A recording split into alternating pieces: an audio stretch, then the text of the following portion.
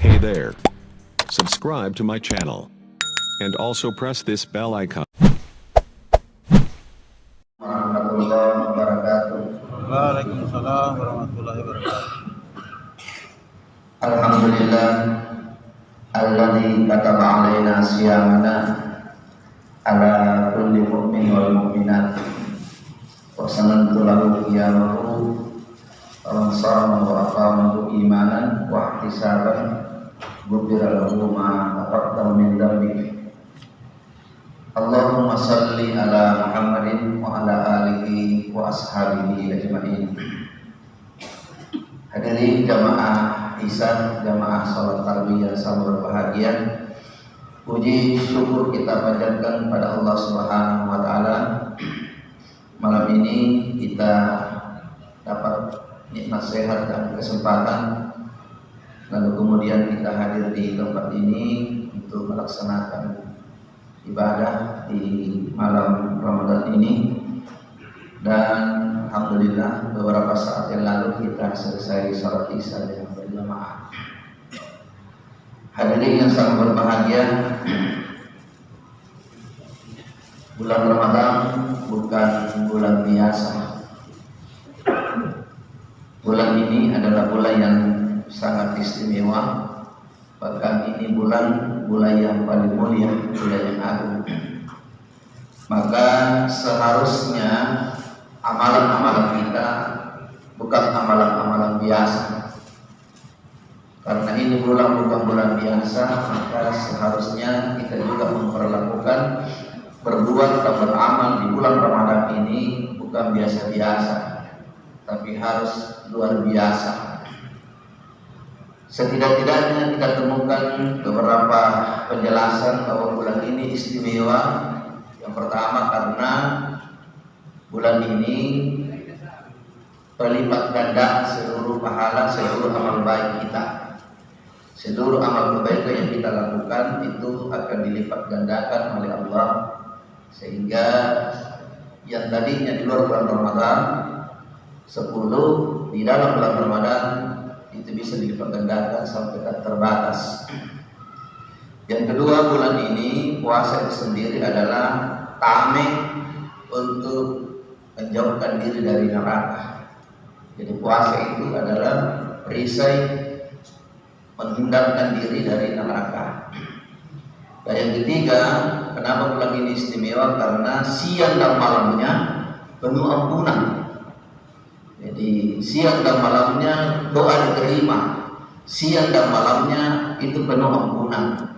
Sehingga sangat rugi rasanya kalau kita mengerti dan memahami keistimewaan itu, lalu tidak mencoba memanfaatkan dan menggunakan dengan sebaik-baiknya. Nah, ini jamaah sekalian, keistimewaan sampai Allah sendiri yang menyebutkan dalam Al-Quran bahwa bulan ini bulan diperintahkan untuk berpuasa bagi orang-orang yang beriman, baik laki-laki dan perempuan. Selanjutnya jamaah sekalian, kalau kita melihat keistimewaan lain dari ibadah puasa, ternyata ibadah puasa itu juga dalam beberapa rujukan yang kita bisa dapatkan pendapat para ulama kita, puasa itu dan Al-Quran itu dua ibadah ini di hari kemudian itu akan memberi syafaat kepada pelakunya. Ya. Ada yang mengatakan puasa itu tidak bisa menjadi pembayar dari amal-amal yang lain. Katakanlah begini, ada orang di dunia ini bagus amalnya, hubungannya kepada Allah, tetapi mungkin hubungannya kepada sesama manusia bermasalah. Katakanlah pernah menyakiti orang, pernah menzalimi orang, pernah memukul orang, sampai orang yang dizalimi itu tidak bisa membalas di dunia. Lalu kemudian ini kasusnya berlanjut, dan ternyata di akhirat semua orang yang bermasalah terhadap kepada sesamanya itu akan diminta keadilan dan akan mempertanggungjawabkan masalahnya. Dan di akhirat orang tidak bisa lagi minta maaf. Ya, harus dibuktikan keadilan bahwa siapa yang telah bersalah di dunia ini setidak-tidaknya tidak boleh lagi minta maaf karena tertutup jalan keluarnya untuk menebus kesalahannya di dunia. Itu harus amalnya diberikan kepada orang lain. Jadi kalau ada orang bagus hubungannya kepada Allah tapi bermasalah hubungannya kepada manusia, itu amal-amalnya nanti diambil baru diberikan kepada orang yang dizalimi. Kecuali puasa. Puasa itu tidak bisa dijadikan pembayar. Kenapa? Karena puasa itu Allah yang punya dan Allah pula yang akan memberikan nanti balasannya. Syarat bisa dipakai membayar haji, zakat, sedekah, tapi ulama mengatakan ini istimewanya puasa tidak boleh dipakai membayar karena itu milik Allah dan Allah sendiri yang akan memberikan pahalanya.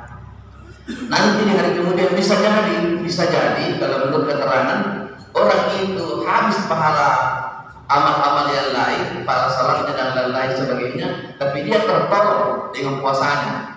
Karena puasa itu memberi syafaat kepada pelakunya. Nanti sebentar ada hadisnya yang diriwayatkan dari bersumber dari Ibnu Umar, diriwayatkan Ahmad dan Baihaqi. Ya. Yang kedua, kenapa puasa istimewa ini tidak boleh dijadikan pembayar di hari kemudian? Karena puasa itu sebenarnya Pak ibadah yang tidak ada bentuknya. Tidak ada bentuknya itu puasa. Karena hanya dua rukunnya. Menahan, niat dan menahan. Niat dan menahan, itu rukunnya. Dua-duanya itu Pak tidak kelihatan. Niat dan menahan itu tidak kelihatan Pak. Kalau orang salat itu kelihatan. Ya, kita berjamaah pasti kelihatan siapa yang datang salat, siapa yang tidak datang itu pasti terlihat Pak. Kalau bersedekah, berzakat itu pasti kelihatan. Tetapi kalau berhaji itu kelihatan semua Pak. Yang tidak kelihatan itu puasa, tidak ada bentuknya, sehingga yang tahu hakikat siapa yang berpuasa hanya dirinya dengan Allah Subhanahu Wa Taala. Mohon maaf kalau ada orang Pak meludah di hadapan tak, bahkan berkata saya ini tidak makan sahur, saya haus sekali, saya lapar sekali. Jangan dipercaya. Bisa jadi orang sudah makan dengan kenyang tapi ada perasaan mau muntah, meludah itu. Jadi tidak boleh percaya karena ini tidak bisa dijamin seseorang antara kita dengan orang lain terkait dengan puasa sampai tidak ada yang tahu rahasianya puasa. Itu sebabnya karena ini istimewa sekali jemaah sekalian. Itu sebabnya kalau kita lihat perintah Allah dalam Al-Quran mulai dari 183 itu perintah puasa Pak.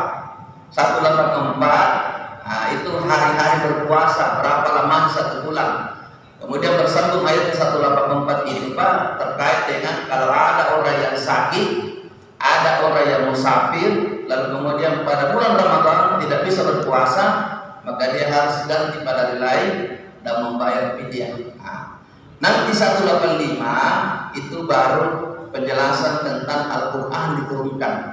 Jadi Al-Quran dan puasa, Al-Quran dan Ramadan itu Pak satu paket, tidak bisa dipisah. Artinya orang yang berpuasa semestinya dia juga baca Quran. Ya, semestinya harus baca Quran karena satu paket Pak. Di siangnya kita puasa, malamnya kita salat lain, salat berjamaah, salat tarawih dan harus baca Quran. Karena itu paketnya. Dasarnya Allah Subhanahu wa taala berfirman, "Syahrul Ramadan alladzi unzila fihi al-Qur'an hudan lin-nas wa bayyinatin minal huda wal furqan." Itu 185. Nah, oleh karena itu, maka Al-Qur'an itu dengan Ramadan itu Pak satu paket dan itu sangat dekat hubungannya dengan puasa. Ini sebabnya Rasulullah sallallahu alaihi wasallam bersabda, "As-siyam wal Qur'an yashfa'ani li 'abdihi yaumal qiyamah." Puasa dan Al-Qur'an itu akan datang di hari kemudian memberi syafaat kepada pelakunya. Yaqulu siyam, berkata puasa kepada Allah, "Ayyu rabb, wahai Tuhanku." Ya, mana siyam asyawat bin nahari. Kamilah kata puasa yang menahan dia untuk tidak makan, tidak minum dan menahan nafsunya di siang hari bulan Ramadan. Fayasfa'ani bi, maka izinkan saya untuk memberi syafaat kepadanya. Wa yaqulul Qur'an, Al-Qur'an berkata, mana'tuhu nama bil-lail, kamilah kata Al-Qur'an yang menahan dia untuk tidak tidur di malam harinya. Mereka mengantuk di malam hari Ramadan, capek, sibuk seharian, mengantuk sekali, tapi dia pusing, dia tahan ngantuknya, lalu kemudian dia baca Quran di malam hari. Kami kata Al-Quran menahannya dia.